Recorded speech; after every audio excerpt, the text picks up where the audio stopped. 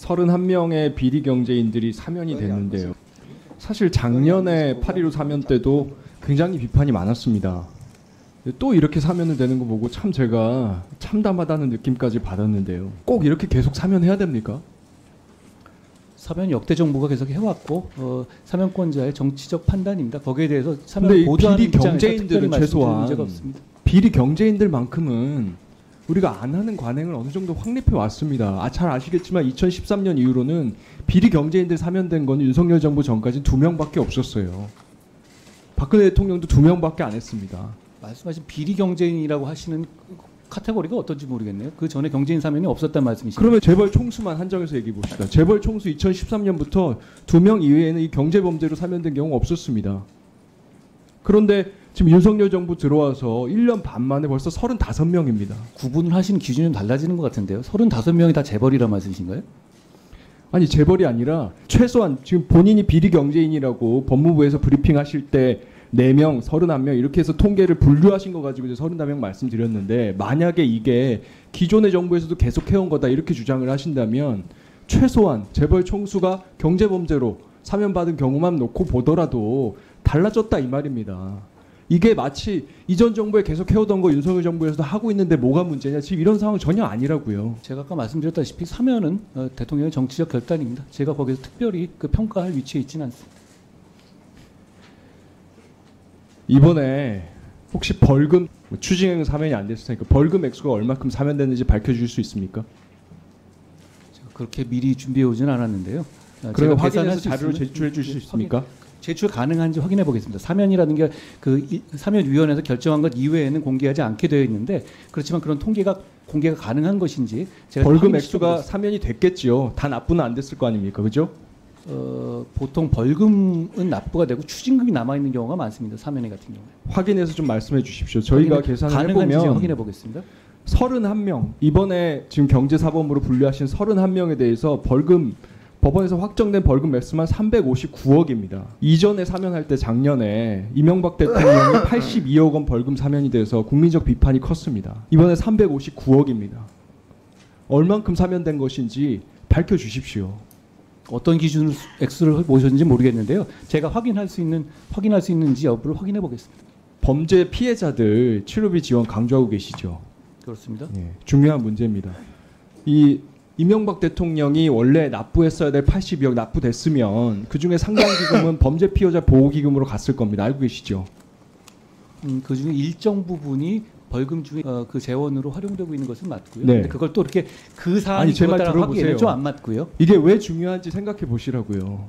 범피비기금으로 가면 범죄 피해자 치료비도 지원될 수 있고 생계비 치료도 될 수 있습니다. 알고는 계시냐고 제가 묻는 거예요. 범죄 피해자 치료비 290만 원씩 지금 예산 편성하신 걸로만 계산을 해도 82억이면 2,800명 지원할 수 있습니다. 생계비는요. 최대치 200만 원으로 계산하면 4,000명이 넘습니다. 이러니까 국민들이 나라에 돈이 없는 건 아니지 않냐. 이런 얘기 하실 수 있는 상황 아닙니까? 의원님, 아까 말씀 일부 나왔지만 한명숙 총리 같은 경우는 7억 추징금 안 내고 있거든요. 그러니까 이런 식의 잘못된 부분들 많이 누적되어 있고요. 그 부분에 대해서 잘못된 있다고 거예요. 생각합니다. 예. 그것도 잘못된 거고요. 지금 장관님 현업에 계시지 않습니까? 사면심사위원장이시잖아요. 사면심사위원회에서 결과적으로 이 상신은 하게 되지만 결국은 대통령의 결단입니다. 과거의 법무부 장관들 중에는요. 사면심사 통해서 부적정 의결한 장관들도 있습니다. 확인해 보십시오. 오히려 부결한 거를 바꾼 분도 계십니다.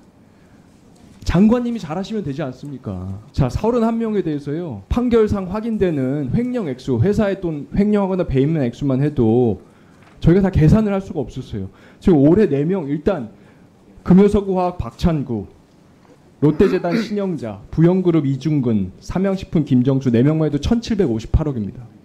이 중에 회사 돈 얼마나 갚았는지도 확인이 안 됩니다. 그리고 제가 100번 양보를 해서 말씀하시는 취지를 따라가 봤습니다. 장관님 이번에 브리핑하실 때 이렇게 말씀하셨어요. 서민 경제의 어려움, 심각한 상황의 점을 고려해서 경제 살리기에 중점을 뒀다. 그런데요. 이번에 또 사면하신 분 중에서 박창구 금요석화 회장이 있습니다. 이분 이미 올해 5월 달에 퇴임했습니다.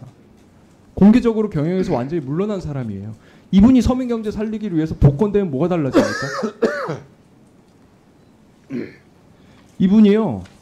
횡령 확정 판결 받고도 원래 특경가법에 따르면은 취임이 금지되는데 100일도 안 돼서 판결과 현행법을 비웃듯이 금여석 화학 대표로 다시 취임하신 분입니다. 그래가지고요 보수만 1년 동안 55억 4,100만 원 수령해 가셨습니다. 또 제가 말씀드릴게요. 이중근 부영회장이 있습니다.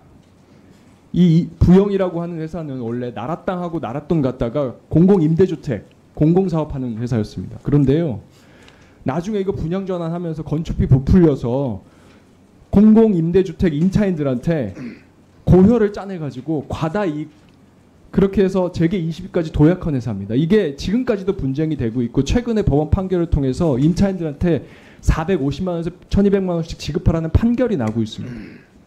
서민경제 살리는 게 아니고요. 서민경제 죽인 사람입니다. 종근단 이장한 회장 말씀드리겠습니다.